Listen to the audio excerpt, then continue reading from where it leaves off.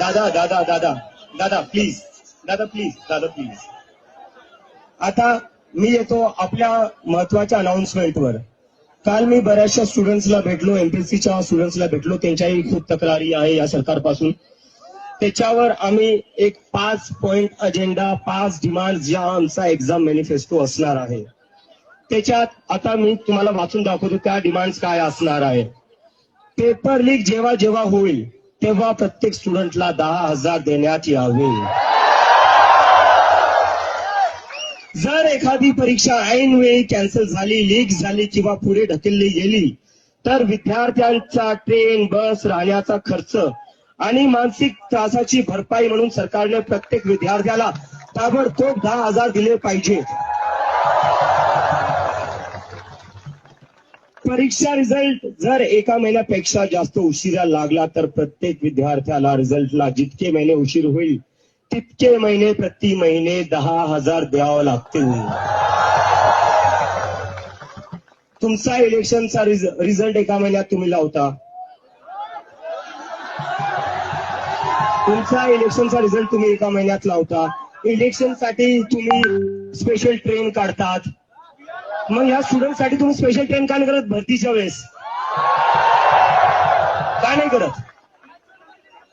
आणि दुसरी आता आमची मागणी, दुसरा आमचा मुद्दा, दुसरा आमचा अजेंडा, 72 तासाच्या आत बॅकअप डे री एक्झामचं तुम्ही आयोजन केलं पाहिजे.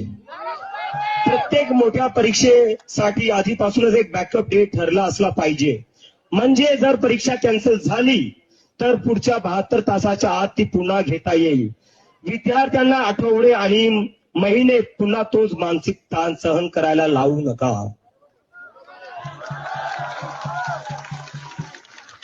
तिसरा आमचा मुद्दा, हे जे OSM चालू आहे, ऑनलाईन चेकिंग. स्टुडंट्स आपल्या हाताने पेपर लिहित आहेत. चेक कसे होत आहेत? स्कॅन करून, फोटो काढून. कसं काय होणार आहे ते? तर जर पेपर स्टुडंट्स हाताने लिहित आहेत तर ते पण तुम्हाला फिजिकली चेक करावं लागतील. ते ऑनलाईन चेक करून चालणार नाही. याच्यामुळे जी धांदली झाली, जे सीबीएसई मध्ये धांदली झाली ती थांबली पाहिजे.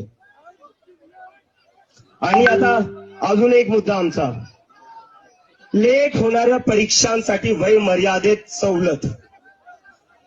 जर तुम्ही परीक्षा लेट घेताय, तुमच्या परीक्षांचे निकाल लवकर नाही लागत आहे, त्याच्यासाठी कोणत्याही स्टुडंटचा एज लिमिट म्हणून त्याच्या ऑपॉर्च्युनिटीज गेल्या नाही पाहिजे.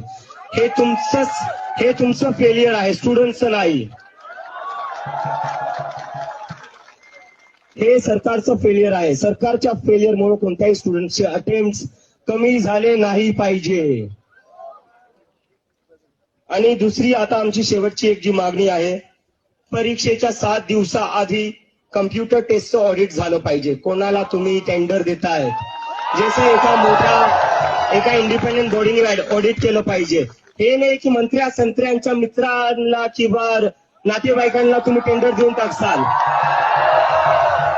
हे चालणार नाही. तर ह्या आमच्या 5 मोठ्या डिमांड आहे. आणि आता माझा एक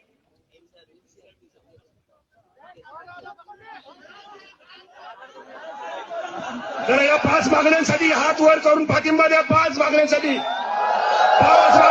एमपीएससीच्या संदर्भामध्ये दिलेल्या त्याच्यासाठी करावं. आणि अजून एक मागणी, एनसीईआरटीने जो नकाशा काढलाय पुस्तकातून तो वापस आणला पाहिजे. तो तुम्हाला वापस आणावाच लागेल. आणि आता माझी सगळ्यांना एक मी जय, आता मी एक हे बोलतो की